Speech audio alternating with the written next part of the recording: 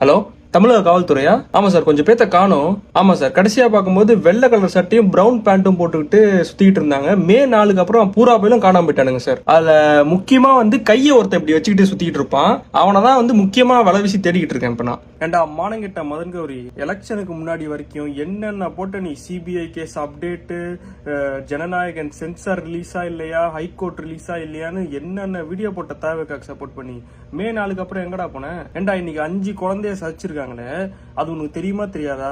இன்னைக்கு அவன் போட்டிருக்க வீடியோவை பாருங்களேன்.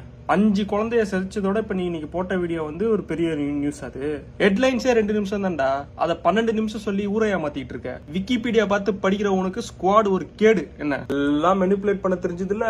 அண்ணன் வராரு, எல்லாம் மாற்றத்தை கொண்டு வந்துருவாரு, அதை பண்ணிடுவாரு இதை பண்ணிடுவாருன்ட்டுன்னு.